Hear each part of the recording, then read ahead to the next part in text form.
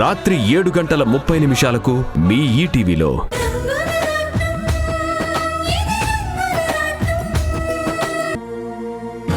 మొన్ననే 100 కోట్లు అడిగారు. ఈరోజు ఏకంగా మన సిమెంట్ ఫ్యాక్టరీ రాసి ఇవ్వమంటున్నారు. అమ్మా శశి, అది కాదమ్మా. తాతయ్య, ఏం పర్లేదు, మన ఇంటి ఆడపడుచుకే ఇస్తున్నాం కదా, మీరు కూడా ఊ అనండి.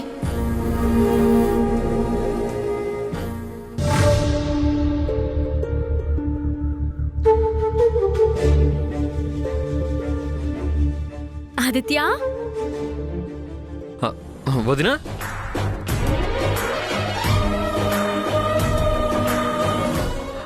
ఒక్క నిమిషం వదినా. రా వదినా, కూర్చో. నీ కూల్ డ్రింక్ ఏమైనా తీసుకురానా? నాకేం వద్దా ఆదిత్య, ఇదిగో నీకోసం భోజనం తెచ్చాను, రా భోజనం చేద్దు గాని, కూర్చో. ఏంటొదినా, నా కోసం భోజనం తెచ్చావా? ఏ తీసుకుని రాకూడదా? లేదంటే నువ్వు ఆ ఇంటి భోజనం తినకూడదని దీక్ష పట్టావా? భలేదనవే వదినా, నేనెందుకు అలా అనుకుంటాను? అయితే మరెందుకు ఆలోచిస్తున్నావు? రా కూర్చుని భోజనం చేయి.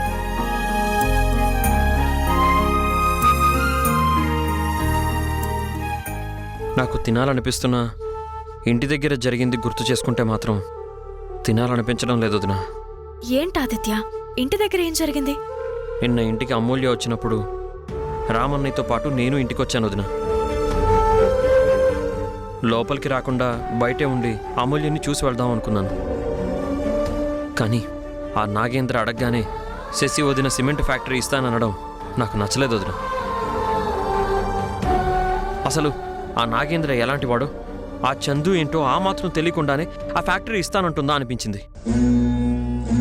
ఆ విషయం గురించి మీ రామన్నయ్య కూడా చాలా బాధపడుతున్నారు. అమూల్య కోసం ఏం చేయడానికైనా ఆయన సిద్ధమే. కానీ ఆ నాగేంద్ర విషయంలోనే అనుమానపడుతున్నారు.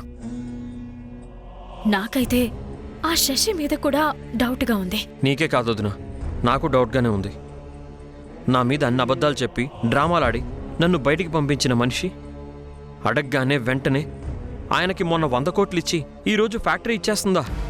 ఇదే అనుమానం నాకు మీ రామన్నయ్య కూడా వచ్చింది. ఈసారి మాత్రం ఎలాగైనా ఆ శశికి గుణపాఠం నేర్పించాల్సిందే ఆదిత్య. ఈ విషయంలో నేనెప్పుడు రెడీ వదినా, నువ్వేం చేయమంటే అది చేస్తాను. ఆ శశి వదిన మన కుటుంబాన్ని నాశనం చేయాలని కంకణం కట్టుకుంది.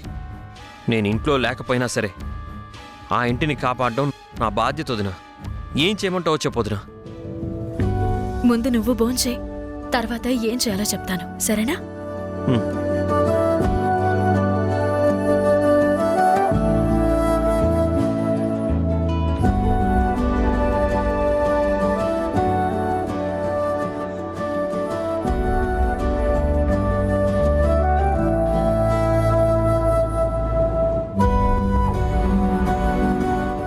నీకిష్టమని ఆలూ ఫ్రై తీసుకొచ్చాను,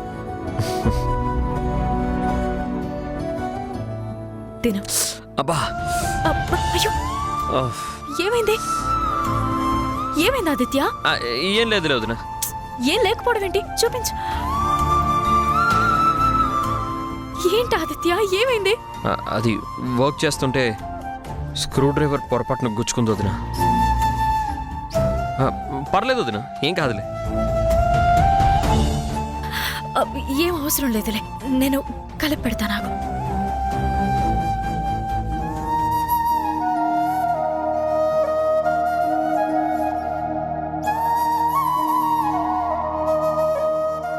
వదినా, ఏంటలా చూస్తున్నావు? వదినంటే అమ్మతో సమానం. మీ అమ్మే తినిపిస్తుందనుకో, నోరు తెరు.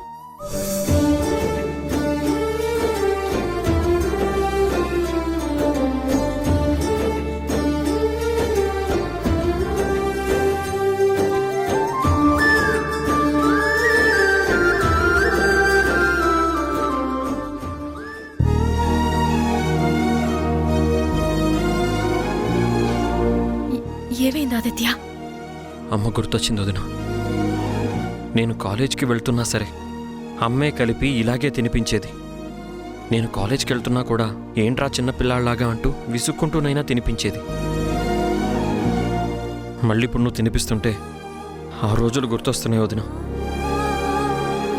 మళ్ళీ అమ్మ చేతి వంట తినగలనా అనిపిస్తుంది. ఖచ్చితంగా ఆ రోజులు మళ్ళీ వస్తాయి. ఆ నమ్మకం నాకుంది. నువ్వు మళ్ళీ అయోధ్య నిలయానికి తిరిగి వస్తావు. మళ్ళీ ఆ ఇంటి యువరాజులా అందరితో సంతోషంగా ఉంటావు. సరేనా?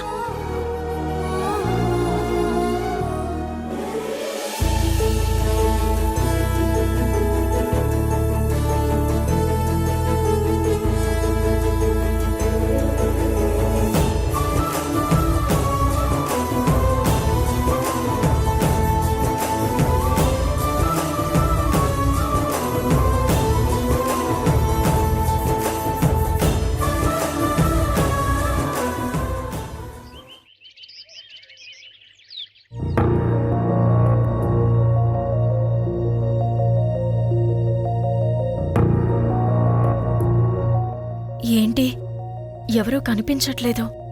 ఫ్యాక్టరీ విషయంలో ఎవరికి వాళ్ళు బాధపడుతున్నట్టున్నారు కాబోలు. వీళ్ళందరి బాధకి విరుగుడు నేను కనిపెడతాను. ఆగు.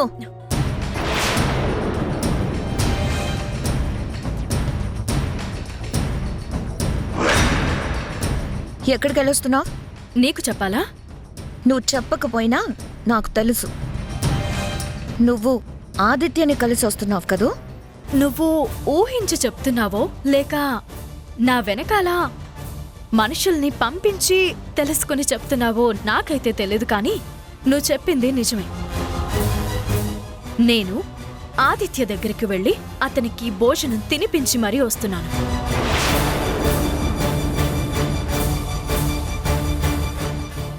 చెప్తా నీ సంగతి. అత్తయ్య, మామయ్య, తాతయ్య, అందరూ రండి. ఏమైందమ్మా? అందరిని ఎందుకు పిలుస్తున్నావు? ఒక్కసారి సీతక్కని అందరూ చూడండి. తన చేతిలో ఉన్న క్యారెట్ చూడండి.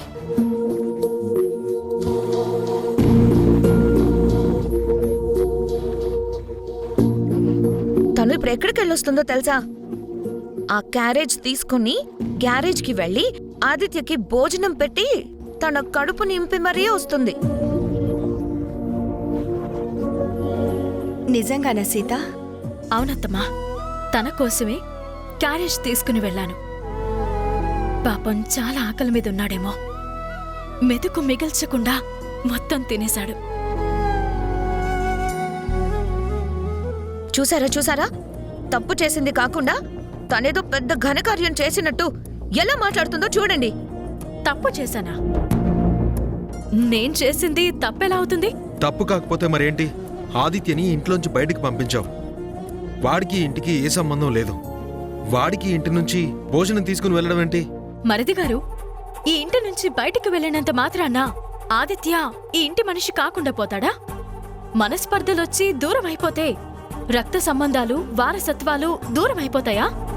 అత్తమ్మా, మావయ్య, ఆదిత్య మీ బిడ్డ కాదా? చెప్పండి.